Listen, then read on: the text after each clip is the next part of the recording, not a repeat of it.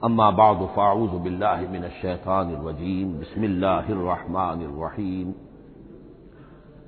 حامیم والکتاب المبین انا جعلناہ قرآنا عربیا لعلکم تعقلون وقال تبارک وتعالی کما ورد فی سورۃ یوسف علیہ الصلاۃ والسلام الف لام را تلک آیات الکتاب المبین انا انزلناہ قرآنا عربیا لعلکم تعقلون وقال عز وجل كما ورد في سورة الزمر قرآنا عربيا غير ذي عوج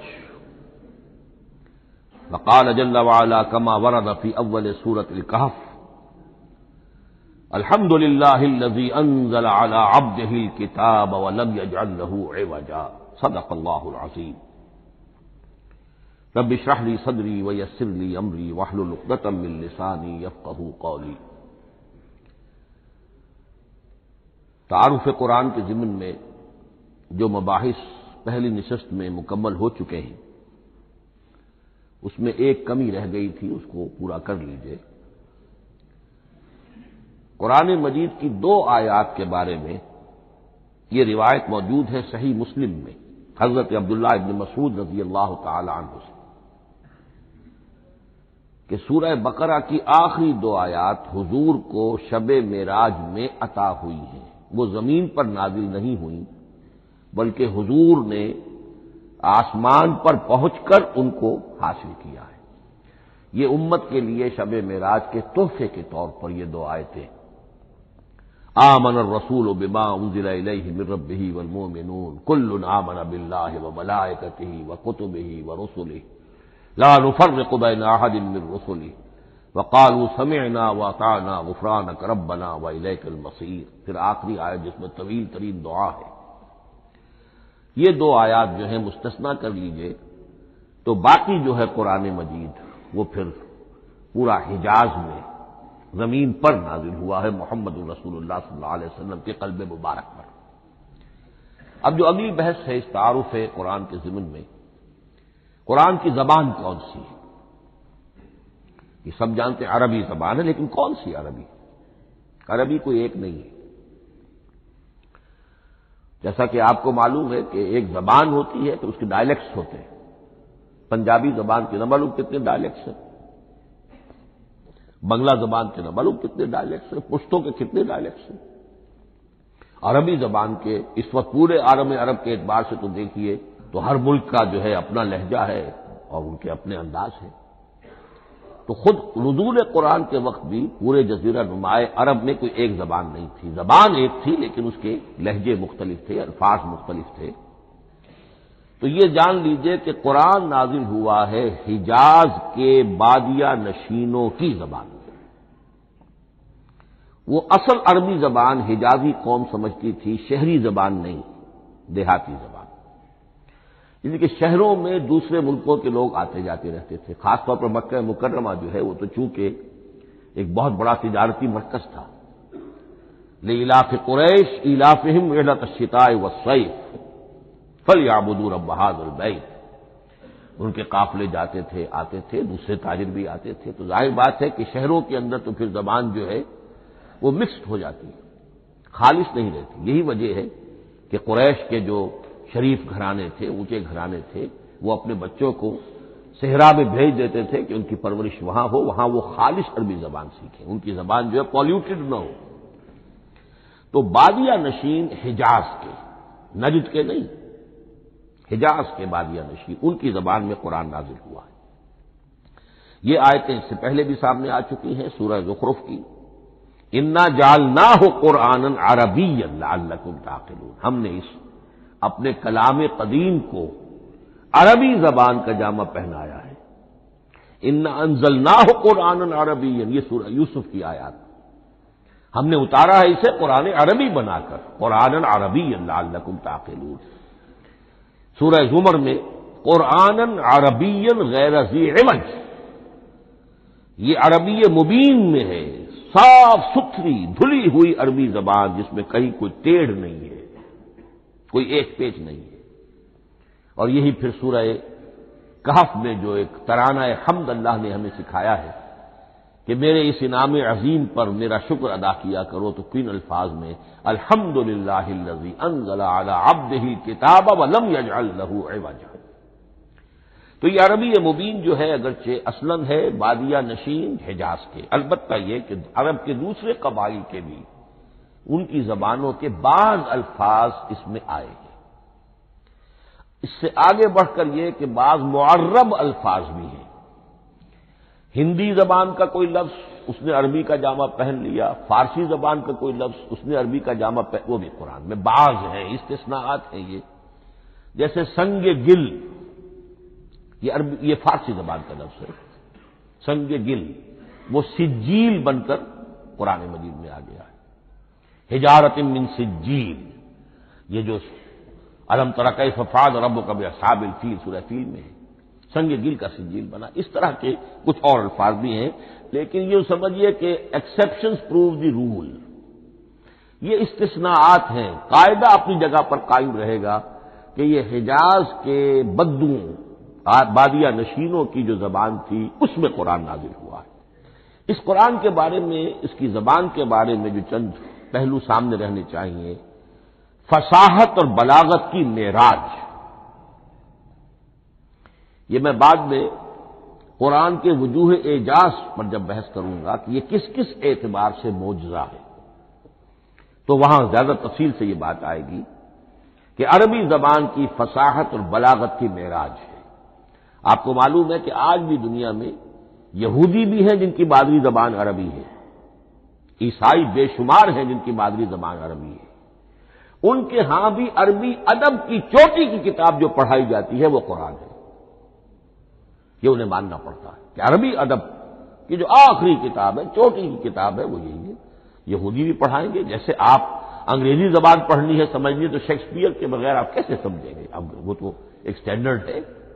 اسی طریقے سے یوں سمجھیے کہ عربی زبان عربی ہونے کے اعتبار سے کلام اللہ ہونا اس پر ان کا ایمان نہیں ہے، لیکن یہ کہ عربی زبان کے اعتبار سے اس کی فصاحت اور بلاغت کا لوہا وہ مانتے ہیں۔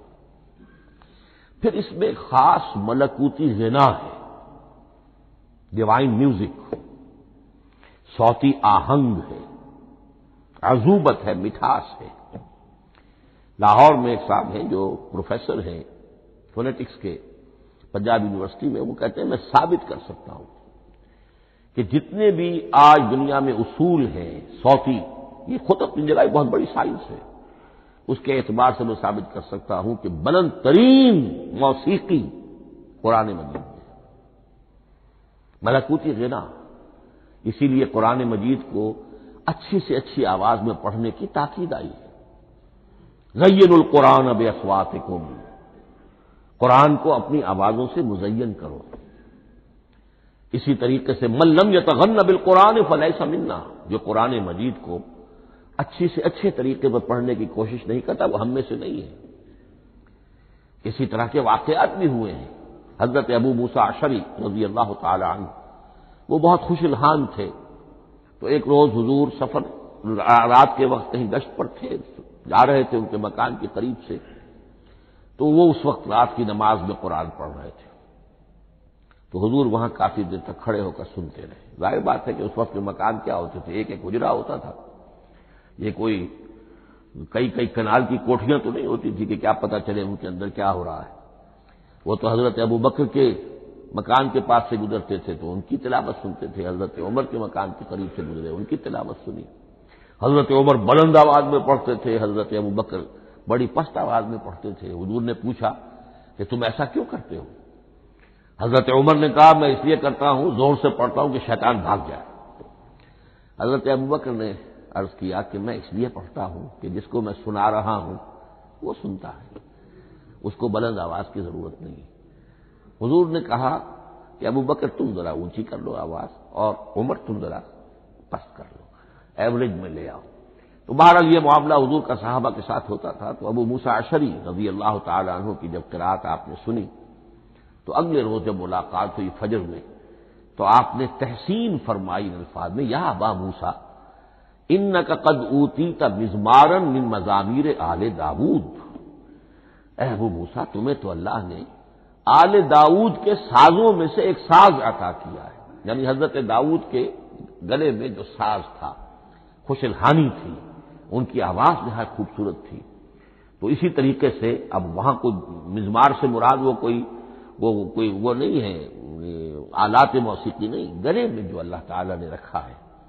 تو انک قد اوتیت مزمارا من مزامیر آل داؤد۔ ایک آخری بات یہ نوٹ کیجئے کہ قرآن مجید کا عظیم ترین احسان ہے عربی زبان پر۔ یہ یوں سمجھیے کہ ایک ستون کی طرح اس زبان کو ٹھہرا دیا ہے، اس کو سٹیبل کیا ہے قرآن مجید۔ آج بھی پوری دنیا میں جسے عرب کہتے ہیں فصیح زبان، لغہ فصحی، وہ ایک ہے، وہ قرآن ہی کی ہے۔ زبانیں بدلتی رہتی ہیں۔ اردو 300 سال پہلے کی دکن میں جب شروع ہوئی، وہ آج آپ پڑھ بھی نہیں سکیں گے وہ کیا اردو تھی ولی دکنی کی۔ پھر وہ کیا اس نے روپ بدلے ہیں، اب وہ اردو کس شکل میں ہے، فارسی کن کن شکلوں میں رہی ہے، مختلف، انگریزی کتنی شکلیں بدل گئی ہیں، لیکن عربی قائم ہے۔ اس کے لیے جیسے کہ قرآن مجید میں آتا ہے کہ ہم نے پہاڑ زمین میں گاڑ دیے اس کو سٹیبلائز کرنے کے لیے، ان تمید بکم، تمہیں لے کر زمین ایک طرف کو جھک نہ جائے۔ تو جس طرح یہ پہاڑ جو ہیں سٹیبلائزنگ ایفیکٹ رکھتے ہیں اس زمین کے لیے، اسی طریقے سے قرآن سٹیبلائزر ہے عربی زبان کا۔ اس کے اندر جو ایک ٹھہراؤ اور جماؤ پیدا کیا ہے، یہ قرآن مجید کا احسان عظیم ہے۔ تعارف قرآن کے ضمن میں اگلی گفتگو، قرآن کے اسماء و صفات۔ عربوں کا ایک خاص ذوق تھا، اور ظاہر بات ہے کہ اللہ تعالیٰ نے جب قرآن نازل کیا ہے تو عربوں کے ذوق کو بھی مد نظر رکھا ہے۔ ان کا ذوق کیا تھا؟ جس چیز سے انہیں محبت ہوتی تھی اس کے وہ بہت سے نام رکھتے تھے۔ گھوڑے کے لیے ہزاروں لفظ مل جائیں گے آپ کو، شیر کے لیے 5000 الفاظ مل جائیں، تلوار کے لیے 5000 الفاظ مل جائیں، یعنی اس شے کی جو بھی صفت ہے اس صفت کے اعتبار سے ایک نام، کوئی اور صفت ہے اس صفت کو ایک اور نام، تو وہ صفاتی نام۔ اب جیسا کہ آپ کو معلوم ہے اللہ کے 99 نام صفاتی تو ہے نا، اللہ کی ایک صفت دوسری صفت اسی کے اعتبار سے اس کے نام ہیں۔ قرآن مجید کے اسماء علامہ جلال الدین سیوطی رحمۃ اللہ علیہ نے 55 شمار کیے، لیکن وہ بھی مکمل نہیں ہے لسٹ، اس لیے کہ اس میں ایک اہم نام برہان یہ شامل نہیں ہے۔ ان میں سے جو اہم اسماء ہے میں آپ کو سنا دیتا ہوں۔ القرآن، جس پر گفتگو بعد میں ہوگی، اس لیے کہ سب سے زیادہ ایک رائے یہ ہے کہ یہ تو اس میں جامد ہے، اس میں علم ہے قرآن کے لیے، پراپر ناؤن ہے۔ الکتاب، الذکر، الہدی، النور، الفرقان، کلام اللہ، الوحی، روحا من امرنا۔ پھر اس کی صفات کے اعتبار سے الکریم، الحکیم، العظیم، المجید، المبین، رحمہ، العلی، بصائر، بشرا، بشیر، نذیر، عزیز، قرآن عزیز، بلاغ، بیان، احسن القصص، احسن الحدیث، موعظہ، شفاء، مبارک، مہیمن، قیم، مثانیہ، متشابہ۔ یہ میں نے آپ کو 23 نام بتائے ہیں، لیکن یہ کہ علامہ جلال الدین سیوطی نے 55 گنوائے۔ لیکن جو بحث دلچسپ ہے وہ یہ ہے کہ جو اس کے لیے لفظ القرآن ہے، اس کے معنی کیا ہے اور یہ کس مصدر سے، کس مادے سے یہ لفظ بنا ہے۔ ایک رائے تو یہ ہے کہ یہ اس میں جامد ہے، یہ مشتق نہیں ہے، کسی مادے سے نکلا ہوا نہیں ہے۔ اور یہ بھی آپ نوٹ کر لیجئے، اللہ کے اسماء میں سے بھی ایک نام کو سمجھا جاتا ہے وہ مشتق نہیں ہے، اس میں جامد ہے، اس میں علم ہے، اور وہ ہے اللہ۔ باقی سارے نام صفاتی ہیں، ایک نام، اس لیے اس میں ذات کہتے ہیں اس میں ذات۔ لیکن یہ رائے متفق علیہ نہیں ہے، یہ کچھ لوگوں کی رائے ہے۔ ایک رائے یہ بھی ہے کہ یہ بھی اس میں علم نہیں ہے، یہ بھی مشتق ہے الہ سے۔ جیسے حکیم، یہ صفت ہے. الحکیم یہ اللہ کا نام ہو گیا. الہ ایک معبود، الالہ معبود برحق، الالہ وہ اللہ بن گیا. ایک رائے یہ، لیکن یہی اسی طریقے سے نوٹ کیجئے کہ قرآن مجید کے بارے میں بھی ایک رائے یہ ہے کہ القرآن اس میں علم ہے، پراپر ناؤن ہے، یہ جامد ہے، یہ مشتق نہیں ہے، کسی اور مادے سے نکلا نہیں. لیکن جو اکثریت کی رائے ہے، جس پر تقریباً اجماع ہے، وہ یہ ہے کہ نہیں، یہ اس میں جامد نہیں، اس میں مشتق ہے. لیکن پھر دو رائے ہیں کہ مادہ کیا ہے. ایک قرن قاف را نون اور ایک قرا قاف را حمزہ، یہ دو مختلف مادوں کے بارے میں رائے ہے کہ قرآن ان سے نکلا ہے. قرن کہتے ہیں کسی چیز کا قریب ہو جانا، جڑ جانا، مل جانا. یہ حج کی جو تین شکلیں ہیں، حج تمتع ہے، حج قران ہے اور حج افراد ہے. قران کیا ہے؟ ایک ہی احرام میں عمرہ بھی اور حج بھی دونوں کو جمع کر لیا جائے تو یہ حج قران ہے. اسی سے قران الصعدین کا لفظ استعمال ہوتا ہے. قرینہ اور قرائن جو ہے اسی سے الفاظ. امام فرا کی رائے یہ ہے کہ قرن سے یہ قرآن بنا ہے، اس لیے کہ اس میں بھی اللہ تعالی کی آیات جمع ہو گئی. اسی طرح قرأ قاف را اور حمزہ، اس قرات کا مصدر بھی بن جاتا ہے، جیسے رجحان، را جیم ہے، رجح سے رجحان. غفران، غفرانک ربنا، پروردگار ہم تیری مغفرت کے خواستگار ہیں. اسی طرح قرآن قرأ سے بنا ہے. مفعول جو ہے وہ مصدر کے معنی میں آ جاتا ہے، یعنی پڑھی جانے والی شے. اور ایک قرأ آتا ہے عربی زبان میں، قرأت الماء فی الحوض، میں نے پانی جمع کر لیا حوض کے اندر. بارش ہوئی، میں نے کچھ پانی حوض میں جمع کر لیا. قرأت الماء فی الحوض. اسی سے قریہ کا لفظ بنا. قریہ بستی کو کہتے ہیں جہاں لوگ جمع ہو کر رہتے ہیں، قریہ. تو اس معنی میں یہ قرآن جو ہے یہ جمع ہے اللہ تعالیٰ کی صفات اور اللہ کی ذات جو ہے اور اس کی آیات کا جامع ہے. یہ ہے لفظ قرآن کی بحث. اگلی بحث اور بڑی اہم ہے اور دلچسپ ہے، قرآن کا اسلوب کلام کس کیٹیگری میں فال کرتا ہے. قرآن کیا ہے؟ ایک شے کی تو سختی سے نفی کی اللہ نے، یہ شعر نہیں ہے. وما علمناہ الشعر وما ينبغي له، سورہ یاسین. ہم نے شعر تو انہیں سکھایا ہی نہیں، محمد رسول اللہ کو صلی اللہ علیہ وسلم. اور وہ شعر ان کے شایان شان بھی نہیں. شاعروں کے بارے میں سورہ شعراء میں چونکہ بالعموم شاعروں کے بارے میں جو بات کہی گئی ہے، والشعراء یتبعهم الغاوون الم تر انہم فی کل واد یہیمون انہم یقولون ما لا یفعلون الا الذین آمنوا. استثناء تو ہے کہ اچھے لوگ بھی ہوتے ہیں، لیکن اکثر و بیشتر شعراء کا معاملہ یہی ہے، ان کی پیروی کرتے ہیں وہی لوگ کہ جو حد سے گزرنے والے ہوتے ہیں، لاؤبالیانہ انداز والے لوگ، غیر سنجیدہ لوگ پیروی کرتے ہیں. خود وہ بھی زمین و آسمان کے کلابے ملاتے ہیں، کبھی ادھر کی بات کبھی ادھر کی بات. اور تیسری بات یہ کہ عام طور پر جو کہتے ہیں وہ کرتے نہیں. انہم یقولون ما لا یفعلون.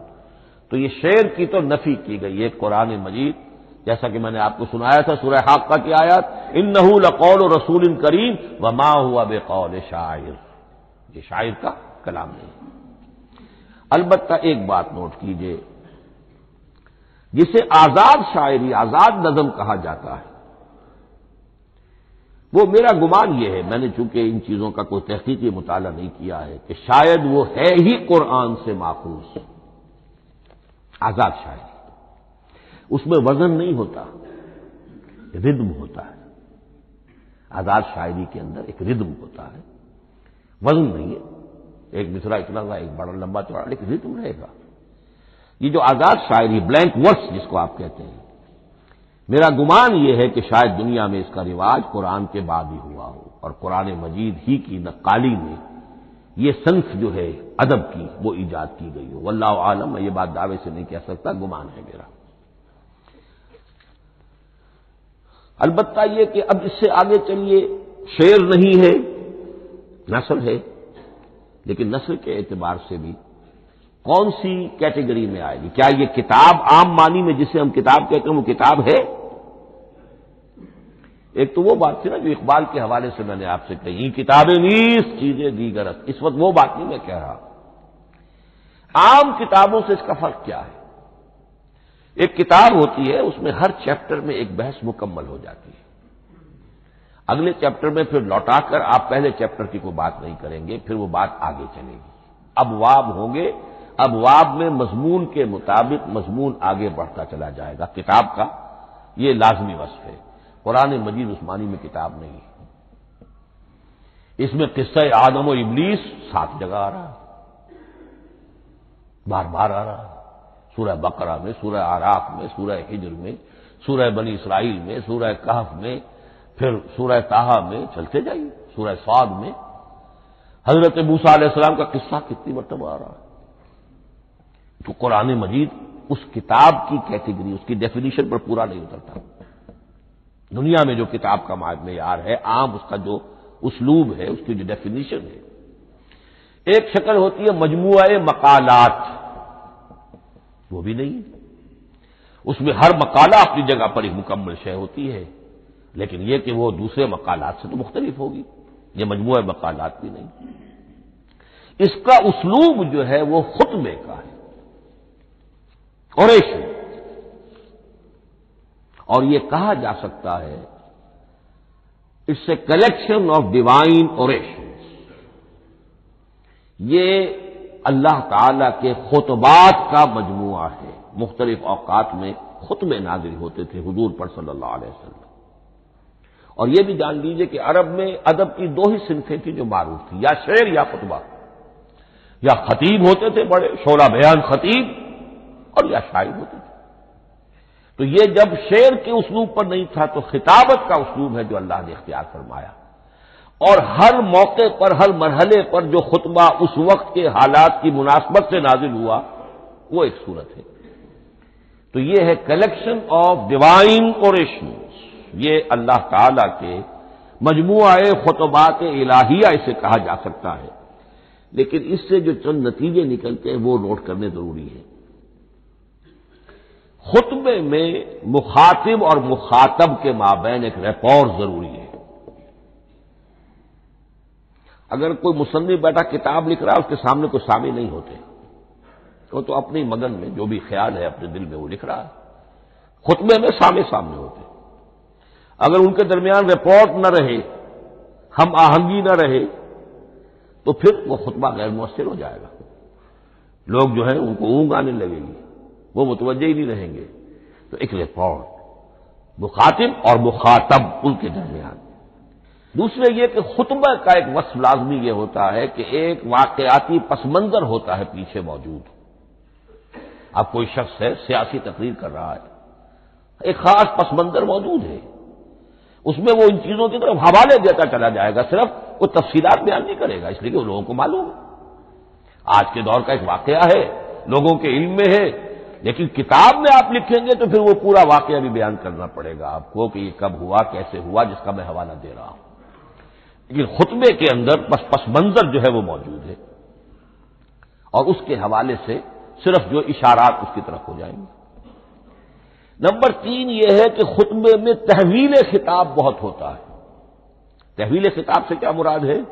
ابھی خطیب آپ سے بات کر رہا ہے، آپ سے مخاطب ہے، اور کسی وقت وہ فلاں کو جو یہاں موجود بھی نہیں ہے وہ نواز شریف صاحب کو خطاب کرنا شروع کر دے گا۔ بھائی نواز شریف تو یہاں نہیں ہے، لیکن خطاب انداز وہ تو تقریر مقرر ہے، سیاسی تقریر کر رہا ہے، نواز شریف کو چیلنج کر رہا ہے، نواز شریف یہ کر دو گے تو ہم یہ کر دیں گے، اور نواز شریف یہ تم غلط کر رہے ہو، یا بے نظیر تمہارا یہ معاملہ۔ ہاں بے نظیر تو وہاں موجود نہیں، صدر ایوب صاحب کو جو بھی گالیاں دی جاتی تھی تقریروں کے اندر وہ خود تو وہاں موجود نہیں ہوتے تھے۔ تو اس میں تحویل خطاب نوٹ کرنا پڑتا ہے، ابھی کس سے بات ہو رہی تھی، ابھی کس سے بات ہو رہی تھی۔ قرآن مجید میں آپ دیکھیں گے ایک آیت میں حضور سے خطاب ہے، اگلی آیت میں کفار سے خطاب ہے، اس سے اگلی آیت میں اہل ایمان سے خطاب ہے۔ تو تحویل خطاب جو ہوتا ہے اس کے حوالے سے نوٹ کرنا پڑتا ہے کہ اس وقت اس آیت کا جو رخ ہے کدھر ہے، اس میں کس کو خطاب کیا جا رہا ہے۔ چوتھی بات یہ ہے کہ خطبے میں صرف عقل سے اپیل نہیں کی جاتی، جذبات سے بھی اپیل ہوتی ہے۔ اسی لیے خطابی انداز کہلاتا ہے، خطابی انداز میں لوگوں کے جذبات سے بھی اپیل کی جاتی ہے۔ جبکہ آپ ایک مقالہ لکھ رہے ہوں گے، اس میں جذبات کی بات نہیں آئے گی، ٹھنڈی ٹھنڈی عقلی باتیں، منطقی باتیں، دلیل صغرا کبرا جوڑیے، نتیجہ نکالیے، وہ لوگوں کے سامنے رکھیے، تصنیف ہے۔ لیکن خطبے کے اندر صرف عقل نہیں، جذبات سے بھی اپیل ہوتی ہے۔ اب یہ سارے اوصاف میں جو بیان کر رہا ہوں، یہ سب قرآن مجید میں بتمام و کمال بدرجہ اتم موجود ہیں۔ اور آخری بات یہ کہ خطبے میں، اور یہ کہ یہ چیز مشترک ہے غزل میں بھی اور قصیدے میں بھی اور خطبے میں بھی، اس کا اول و آخر بہت جامع اور مؤثر ہونا چاہیے۔ اسی لیے مطلع مقطع یہ خاص طور پر ہوتے ہیں نا۔ مقطع میں آپ پڑھی ہے سکون گسترانہ باد، جس غزل کا مطلع جاندار ہے اس کو آدمی پڑھے گا، اور اگر وہ مطلع پھسپھسا ہے وہ باقی نظم پڑھے گا ہی نہیں، چاہے آگے اس کے اندر بڑا عمدہ شعر بھی ہو وہ نہیں پڑھے گا، مطلع ہی جو ہے بے جان ہے، پھسپھسا ہے۔ پھر مقطع آخری جو شعر ہو، تو قصیدے میں بھی یہ ہے اور خطبے میں بھی یہ ہے۔ یہی وجہ ہے کہ قرآن مجید کی صورتوں میں اکثر و بیشتر شروع کی آیات اور آخری آیات انتہائی اہم ہوتی ہیں، بہت جامع ہوتی ہیں، جن کو کہا جاتا ہے کہ یہ سور جو ہیں ان کی ابتدائی آیات، خواتین اور پہلی آیات۔ اب سورہ بقرہ کی آیات شروع کی، پھر آخری جو ابھی میں نے آپ کو سنائی، یہی آل عمران کا معاملہ ہے کہ شان کے ساتھ وہ اٹھ رہی ہے۔ یہی سورہ حج کا ہر جگہ پر آپ دیکھیں گے ابتدائی جو ہے خطیب اگر ایسی بات، ایسا انداز اختیار کرے کہ اپنے سامعین کی توجہ کو اپنی طرف مبذول کرا لے، اگر شروع کا انداز ایسا نہیں ہے تو وہ بات آگے بڑھے گی نہیں۔ آخری بات یہ کہ خطبے میں ہمیشہ یہ ہوگا کہ ایک مین سپیکر جو ہے اس کی ایک بات سامنے ہے کہ میں نے یہ بات اپنے سامعین کے ذہن میں بٹھانی ہے، لیکن دائیں بائیں کی باتیں کرے گا، کوئی قصہ بھی سنائے گا، کوئی شعر پڑھے گا، کوئی اور کوئی لطیفہ بھی سنائے گا۔ ہمارے ہاں کے جو بہترین خطیب جو ہوتے تھے وہ احراری حضرات جو ہے بہترین خطیب ہوتے تھے، اور آپ نے سنا مولانا عطا اللہ شاہ بخاری رحمۃ اللہ علیہ، ان کی تقریریں 6 گھنٹے تک لوگ سنتے تھے۔ وہ کبھی رلا بھی رہے ہیں، کبھی ہنسا بھی رہے ہیں، عام آدمی تنقید بھی کرے گا کہ یہ کیا ادھر ادھر کی باتیں کر رہے ہیں، لیکن وہ پھر جب آخری تقریر ہوتی تھی تو جب تقریر ختم ہوتی تھی، جو بات وہ ذہن میں بٹھانا چاہتے تھے، دل میں اتارنا چاہتے تھے، وہ بیٹھ چکی ہوتی تھی۔ باقی یہ کہ ادھر ادھر کی چیزیں جو ہیں وہ آکسیلری چیزیں ہیں وہ رہتی ہیں۔ یہ ہیں 6 اوصاف خطبات کے، اور قرآن مجید کے اندر بھی یہ اوصاف کم و بیش موجود ہیں۔ قرآن کا اسلوب خطبے کا ہے۔ اب اگلی بحث پر آئیے، قرآن مجید کی ترکیب اور تقسیم، سنتھیسس اور ڈویژنز۔ اب اس میں سمجھیے کہ کلام جو ہے اللہ کا کلام ہے، کلام مرکب ہوتا ہے کلمات سے، کلمات حروف سے بنتے ہیں۔ عربی زبان کے حروف 28 یا 29 ہیں، الف اور حمزہ کو ایک ہی مانیں گے تو 28 رہ جائیں گے، الف علیحدہ حمزہ علیحدہ تو 29 ہو جائیں گے۔ یہ حروف جڑتے ہیں، لفظ بنتے ہیں۔ لفظ محمل بھی ہوتا ہے، لیکن کلمہ وہ کہلاتا ہے جو بامانی لفظ ہو۔ پھر ان کلمات کو آپ جوڑتے ہیں، یہ مرکب توصیفی بن گیا، مرکب اضافی بن گیا، مرکب عددی بن گیا، مرکب جاری بن گیا۔ پھر ان مرکبات کو جوڑ کر فقرہ بنتا ہے، جملہ بنتا ہے، کلام مفید جس کو کہا جاتا ہے۔ قرآن مجید کے اعتبار سے علامہ سیوطی نے مخصوص جو قرآن کی اصطلاحات ہیں ان کے حوالے سے ایک بات کہی ہے، لیکن واقعہ یہ ہے کہ قرآن کی اصطلاحات خود اپنی ہے، دنیا کی دوسری کسی بھی اصطلاحات پر ان کو قیاس نہیں کیا جا سکتا۔ لیکن جاہز چونکہ قدیم تھے، انہوں نے قرآن مجید کو کہا یہ دیوان کی شکل رکھتا ہے، جیسے کہ حافظ کا دیوان، کسی اور کا دیوان۔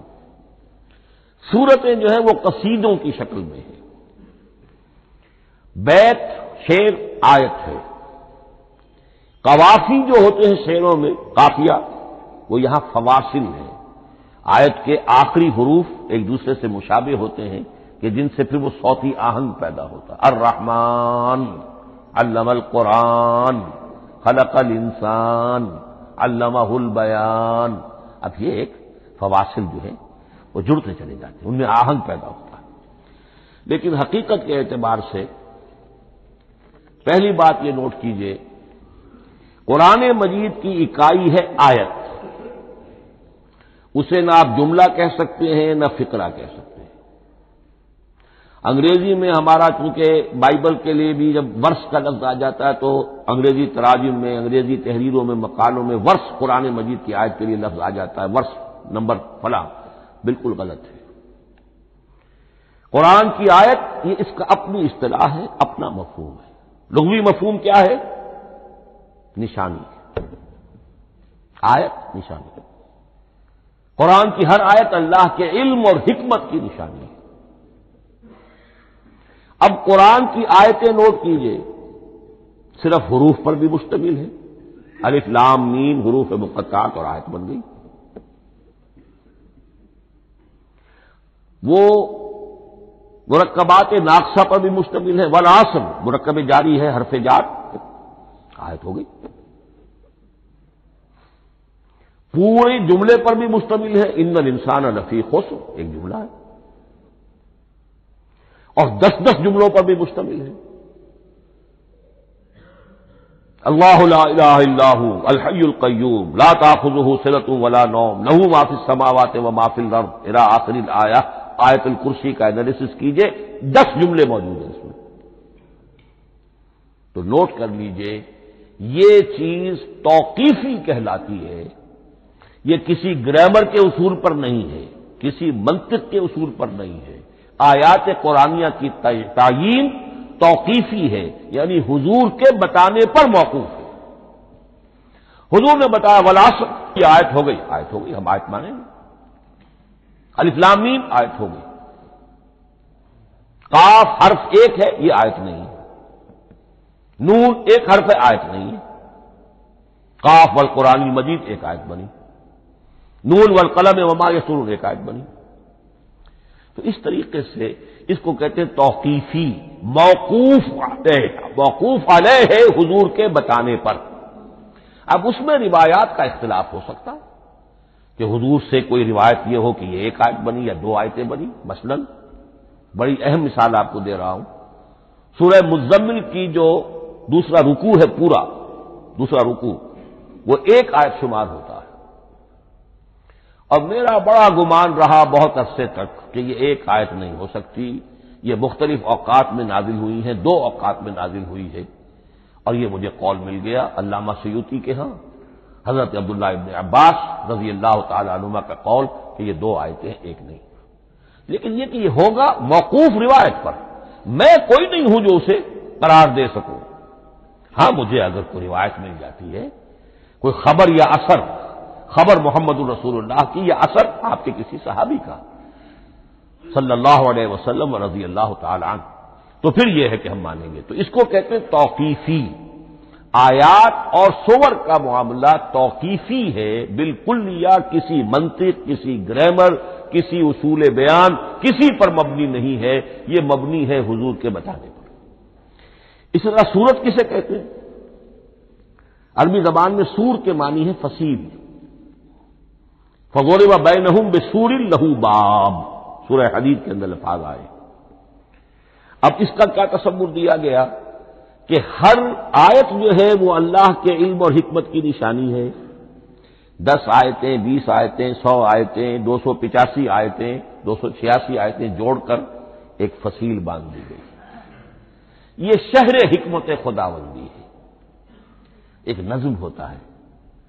جیسے آپ شہر کا ٹاؤن پلاننگ آج کا تو بہت بڑا فن ہے، بڑی اسپیشلائزیشن ہے، شہر کو پلان کرنا، اس کے اندر کیا کچھ ہونا چاہیے، کس طرح سے ہونا چاہیے۔ تو یہ سورت جو ہے یہ ایک یونٹ ہے قرآن مجید کی، اور اس کا جو لفظی معنی ہے فصیل، گویا کہ اس نے گھیرے میں لیا ہوا ہے ایک شہر معنی کو، علم و حکمت کے ایک شہر کے گرد یہ فصیل جو ہے پوری ہوئی ہے۔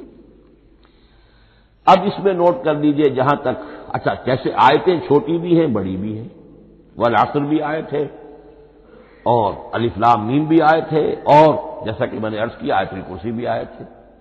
اس طرح سورتیں چھوٹی بھی ہیں بڑی بھی ہیں۔ سورۃ العصر 3 آیتیں، سورۃ الکوثر 3 آیتیں، سورۃ النصر 3 آیتیں، 3 ہی سورتیں 3 آیتوں پر مشتمل ہیں، 3 سے کم پر کوئی نہیں، 2 آیات کی کوئی صورت نہیں ہے۔ لیکن آگے آپ چل کے جائیے، اس کی بڑی سے بڑی تعداد سورہ بقرہ جو ہے سب سے بڑی ہے۔ تو آیت اور سورت کے علاوہ دور صحابہ میں صرف ایک لفظ اور تھا قرآن کی تقسیم کے ضمن میں، اور وہ تھا منزل یا حزب۔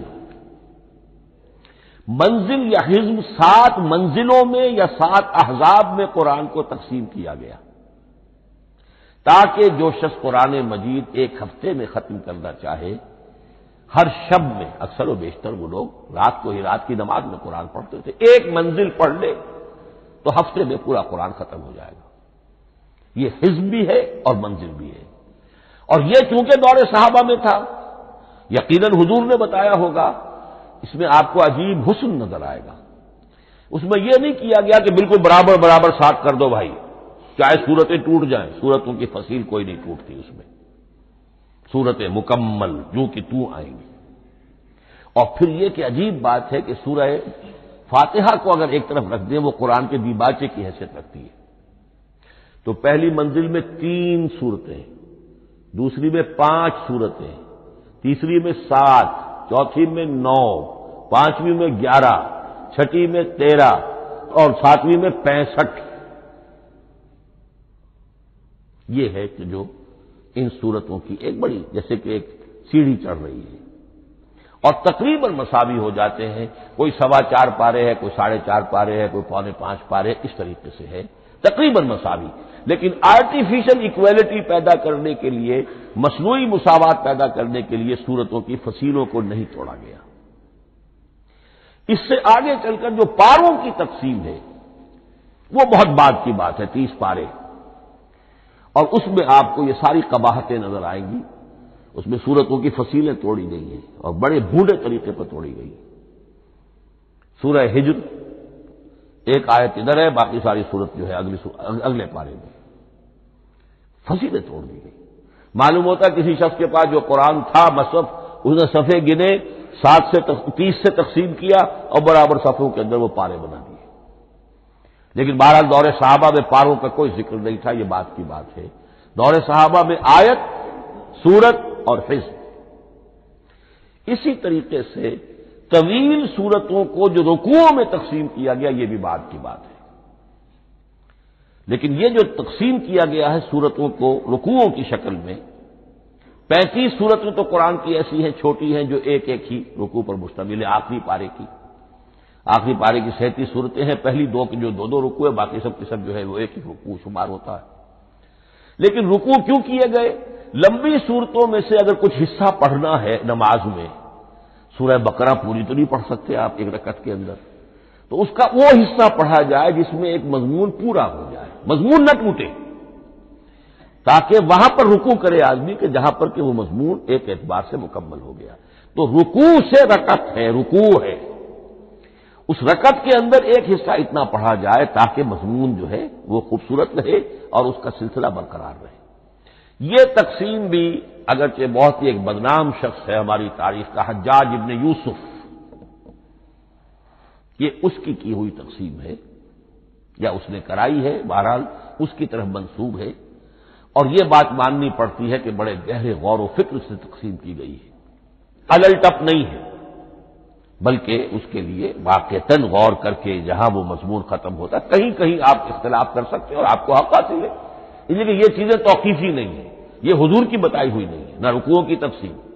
اب سعودی عرب میں جو قرآن مجید چھپ رہے ہیں ان میں حزب ہو گئے ہیں، یعنی ہر پارے کو پارے برقرار رکھ کر 8 حزب بنا دیے انہوں نے، 4 حزب بنا دیے اور پھر نصف حزب کر کے 8 حصے کر دیے۔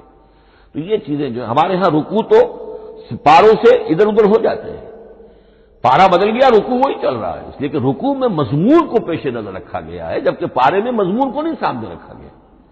تو رکوع کا معاملہ جو ہے چاہے وہ حجاج ابن یوسف ہی نے کیا ہے، لیکن یہ کہ بہرحال وہ بہت صحیح ہے، اکثر و بیشتر کہیں کہیں آپ اس سے اختلاف کر سکتے ہیں۔ تو یہ تو اس کا ہم نے آپ کے سامنے رکھا سنتھیسس۔ اب اگلا موضوع ہے ترتیب و تدوین کیسے ہوئی۔ ان علینا جمعہ و قرآن، ہمارے ذمے ہے اس کو جمع بھی کرنا اور پڑھوانا بھی، اور پڑھوانے میں ترتیب آ جائے گی لازماً۔ لیکن یہ کہ ایک بات تو اس میں بالکل متفق علیہ ہے، جس میں کسی شک و شبے کی گنجائش نہیں۔ قرآن کی ترتیب نزولی اور تھی، ترتیب مصحف اور ہے۔ ترتیب مصحف میں سورہ فاتحہ کے بعد سورہ بقرہ ہے۔ سورہ بقرہ نازل ہوئی ہے مدنی دور میں جا کر، پھر سورہ آل عمران ہے وہ بھی مدنی ہے، سورہ نساء ہے وہ مدنی ہے، سورہ مائدہ ہے وہ مدنی، پھر آئی ہے سورہ انعام اور سورہ اعراف۔ یہ ہے کہ جو مکیات ہیں، یہ کہ بھی مکی دور کی بھی آخری زمانے کی ہے۔ ابتدائی جو مکی صورتیں وہ سب سے آخری حصے میں ہے، 29واں پارہ اور 30واں پارہ۔ تو ترتیب نزولی اور تھی، ترتیب مصحف اور ہے، اس میں تو کسی شک و شبے کی گنجائش نہیں۔ لیکن ہمارے ہاں اہل تشیع نے اس چیز کو بہت اچھالا ہے۔ ان میں سے بعض گروہ ایسے ہیں جن کا کہنا یہ ہے کہ اصل قرآن جو ہے وہ ترتیب نزولی کے مطابق تھا۔ یہ ترتیب تو عثمان نے کر دی رضی اللہ تعالی عنہ۔ حضرت علی کے پاس اصل قرآن جو ترتیب نزولی کے مطابق تھا موجود تھا، اور اب بھی ان کے خیال میں جو ان کے امام غائب جو ہیں چھپے ہوئے ہیں غار میں، تو ان کے پاس وہ نسخہ اصل حضرت علی والا موجود ہے، اور جب وہ ظاہر ہوں گے تو اصل قرآن لے کر آئیں گے۔ یہ سارے شیعوں کا قول نہیں ہے، لیکن یہ کہ ان میں بہت سے لوگ ہیں کہ جو ان باتوں کو مانتے ہیں۔ جہاں تک اس بات کا تعلق ہے کہ حضرت علی نے ترتیب نزولی پر کوئی مصحف جمع کیا ہو، اس میں کوئی اشکال نہیں ہے، اس لیے کہ علمی طور پر یہ ایک بڑی عمدہ ایکسرسائز بنتی ہے۔ ایک زمانے میں میں بہت کوشش کرتا رہا ترتیب نزولی سے، اس لیے کہ ترتیب نزولی سے سیرت نبوی اخذ ہوتی ہے۔ پہلے کیا نازل ہوا، پھر کیا نازل ہوا، پھر کیا نازل ہوا۔ در حقیقت اگر آپ ترتیب نزولی سے قرآن مرتب کر دیں تو وہ سیرت النبی بن جائے گی۔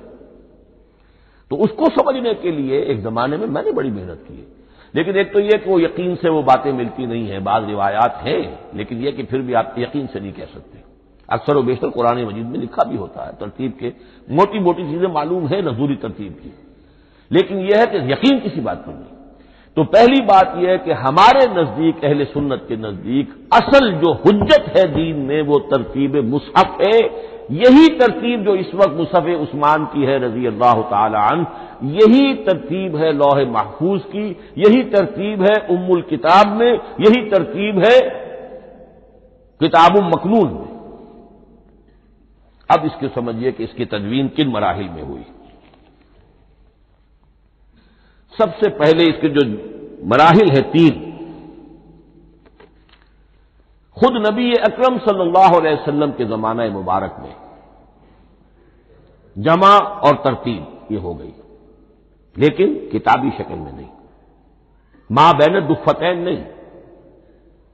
حضور نے لوگوں کو پڑھ کر سنایا، اس ترتیب سے سنایا جس ترتیب سے یہ مصحف میں اب موجود ہے، اور ہر رمضان میں حضرت جبرائیل دورہ کرتے تھے حضور کے ساتھ، جتنا کہ قرآن اس وقت تک نازل ہو چکا ہوتا تھا، اور آخری رمضان مبارک آپ کی حیات طیبہ کا جو تھا اس میں 2 مرتبہ پورے قرآن کا دورہ ہوا، تو دورہ قرآن بغیر ترتیب کے تو نہیں ہو سکتا۔ تو یہ ترتیب حضور کی ہوئی ہے، توقیفی ہے، اور حضور ہی نہیں اللہ کی ہوئی ہے۔ یہی ترتیب لوح محفوظ میں، کتاب مکنون میں اور ام الکتاب میں ہے، اور یہ ترتیب حضور دے کر گئے ہیں صحابہ کرام کو۔ حفاظ تھے، کتنے حفاظ جو ہیں جنگ یمامہ میں شہید ہو گئے، تبھی تو خیال آیا کہ اس کو کتابی شکل میں بھی مرتب کیا جائے، لیکن کتابی شکل میں جسے کہتے ہیں 2 گتوں کے درمیان ایک کتاب مجلد، اس صورت میں جہاں تک میں تحقیق کر سکا ہوں اور جہاں تک ہمارے اکثر و بیشتر لوگوں کی رائے ہے، حضور کے زمانے میں یہ اس طریقے سے ما بین الدفتین، 2 گتوں کے مابین ایک کتاب کی شکل میں قرآن موجود نہیں تھا، لوگوں کے سینوں میں محفوظ تھا، جیسے محمد الرسول اللہ کے سینے میں محفوظ تھا۔ ان علینا جمعہ، وہ جمع حضور کے سینے میں کیا اللہ نے. اسی طرح پھر صحابہ کرام بے شمار جو حفاظ تھے ان کے سینوں میں محفوظ تھا. دوسرا مرحلہ کب آیا؟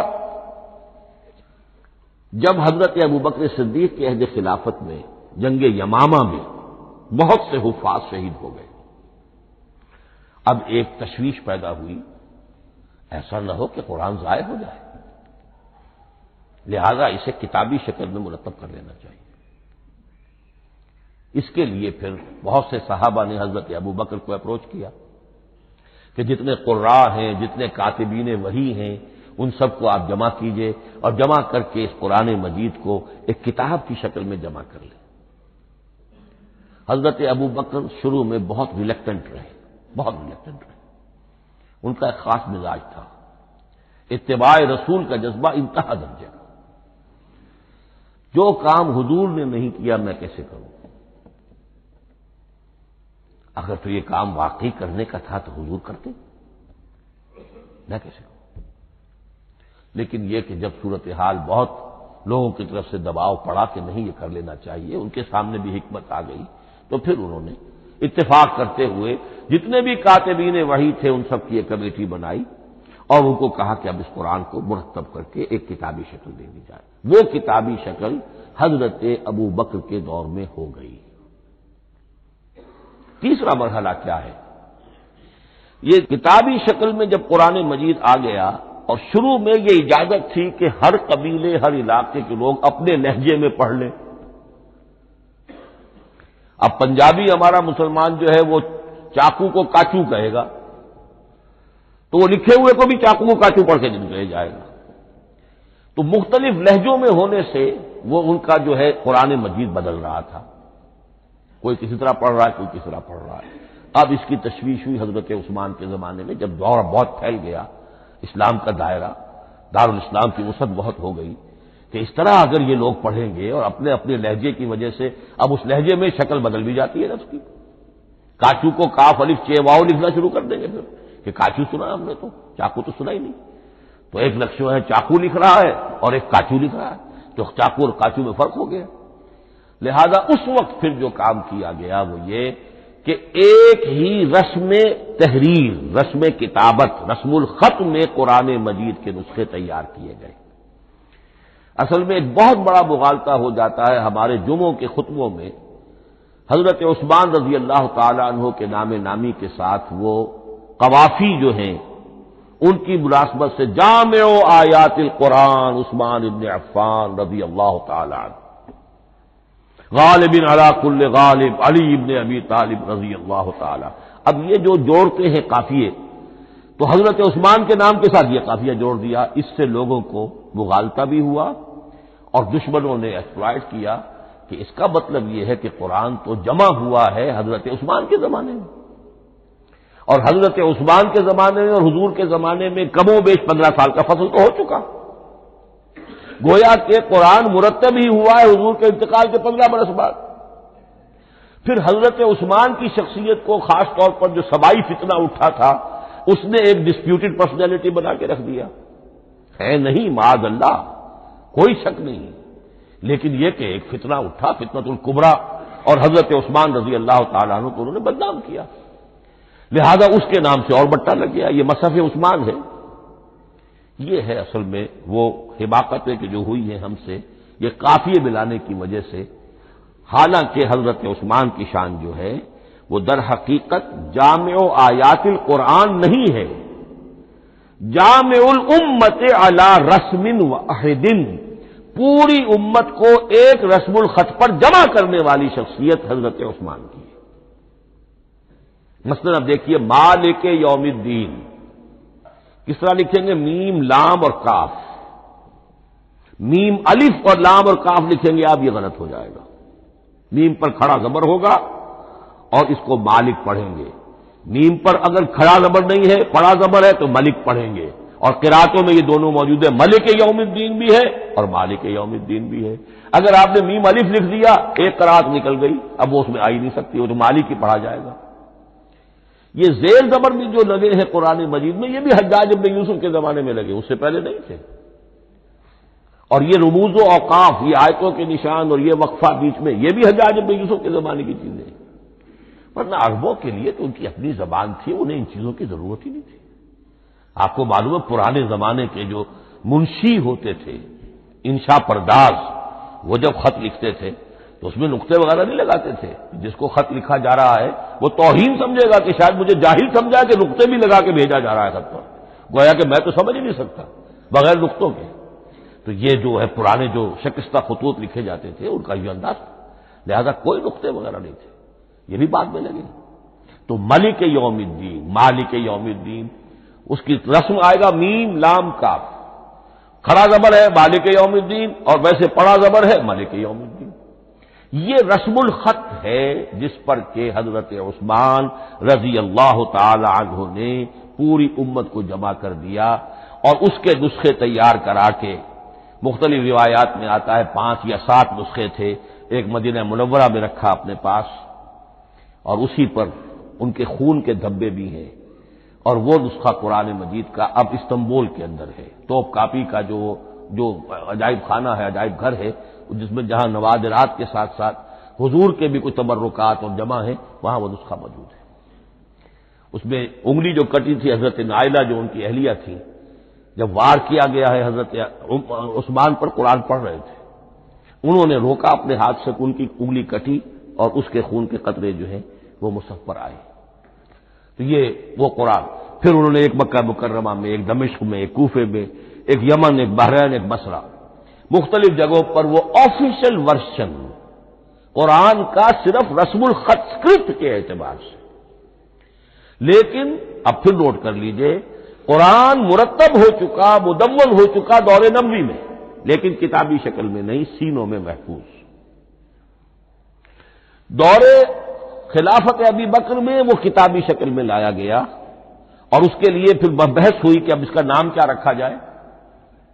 اس کے لیے کئی نام تجویز ہوئے، سفر بھی، انجیل بھی، وغیرہ وغیرہ، لیکن پھر اس کو حضرت عبداللہ ابن مسعود رضی اللہ تعالی عنہ نے اہل حبشہ سے استشہاد کرتے ہوئے مصحف نام رکھا، مصحف۔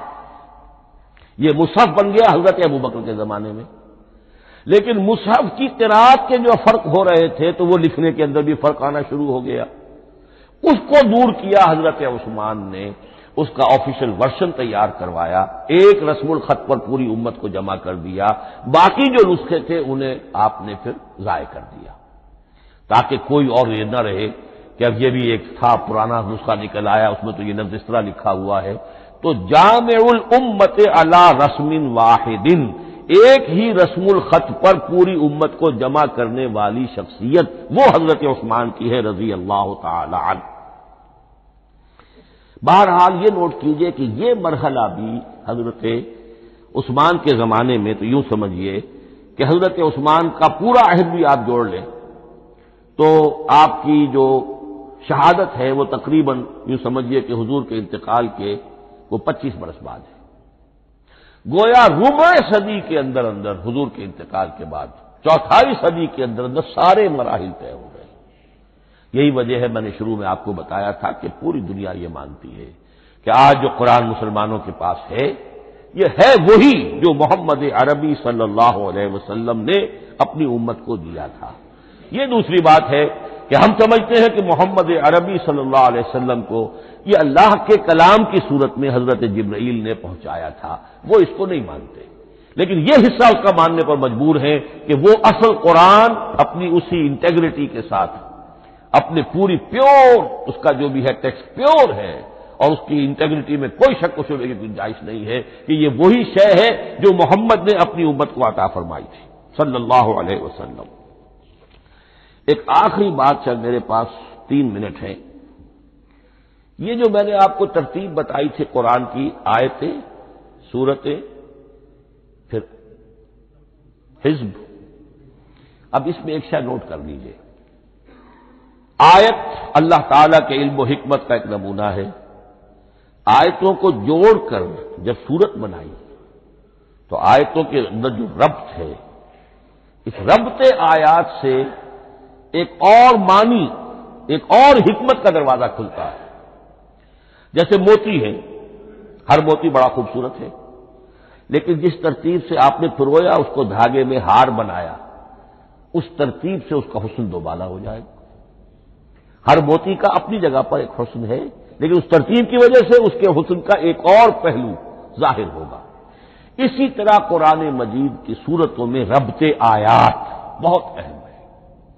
ایک مرکزی مضمون ہوتا ہے ہر صورت کا، مرکزی مضمون عمود، اور اس کے گرد وہ ساری آیتیں اس طریقے سے گھوم رہی ہوتی ہیں، جڑی ہوئی ہوتی ہے، جیسے کہ ایک دھاگے کے اندر پروئے ہوئے موتی ہوتے ہیں کہ جس کی جو ہار کی شکل اختیار کرتے ہیں۔ دوسری بات یہ، اکثر اور بیشتر صورتیں قرآن مجید میں جوڑوں کی شکل میں ہیں۔ ایک مضمون کا ایک پہلو اس جوڑے کے ایک فرد میں، اور دوسرا پہلو اسی کا دوسرے فرد میں، جیسے معوذتین، دو صورتیں ہیں، مضمون ایک یہ تعوذ معوذتین، الزہراوین، سورہ بقرہ سورہ آل عمران کو کہا گیا الزہراوین، حضور نے فرمایا دو نہایت تابناک صورتیں، بڑی روشن صورتیں۔ جیسے آپ دیکھیں گے یا ایھا المدثر یا ایھا المزمل قم اللیل الا قلیلا یا ایھا المدثر قم فانذر، ایک ہی طرح کا اٹھان ہے، حضور سے خطاب ہو رہا ہے۔ سورۃ الضحیٰ، سورۃ الانشراح، یہ تمام جوڑوں کی شکل میں۔ اسی طرح سورہ طلاق، سورہ تحریم، یا ایھا النبی اذا طلقتم النساء فطلقوهن لعدتهن یا ایھا النبی لم تحرم ما احل اللہ لک تبتغی مرضات ازواجک۔ شوہر اور بیوی کے درمیان تعلق یا تو اتنا گہرا ہو جاتا ہے کہ ایک دوسرے کے لحاظ میں وہ حدود خدابندی ٹوٹنے لگے، بیوی کی وجہ سے آپ نے کسی حرام شے کو حلال کر لیا یا حلال کو حرام کر لیا، بیوی کو ناپسند ہے وہ شے، تو حضور سے ذرا سا یہ ہو گیا تھا معاملہ۔ اپنی ازواج مطہرات حضرت عائشہ اور حضرت حفصہ رضی اللہ تعالی عنہما، ان دونوں کی رضا جوئی کے لیے وہ خاص قسم کا شہد ہے، قسم کھا لی آپ نے کہ میں اسے استعمال نہیں کروں گا۔ لما تحرم ما احل اللہ لک، اے نبی آپ کیوں حرام کرتے ہیں اپنے اوپر وہ شے جو اللہ نے آپ کے لیے حلال کی ہے؟ تبتغی مرضات ازواجک، اپنی بیویوں کی رضا جوئی میں۔ یہ ایک انتہا ہوئی۔ دوسری انتہا کیا ہے؟ میاں اور بیوی میں اتنا بودھ ہو جائے کہ طلاق تک نوبت آ جائے۔ تو سورۃ التحریم ایک انتہا کو بیان کر رہی ہے، سورہ طلاق اگلی اس کے ساتھ جڑی ہوئی وہ دوسری انتہا کو بیان کر رہی ہے۔ سورہ صف حضور کے مقصد بعثت کو بیان کر رہی ہے، سورہ جمعہ آپ کے طریقہ کار کو بیان کر رہی ہے۔ اس طرح قرآن مجید کی اکثر و بیشتر صورتیں جو ہیں وہ جوڑوں کی شکل میں ہیں۔ بارک اللہ لی و لکم فی القرآن العظیم ونفعنی وإیاکم بالآیات والذکر الحکیم۔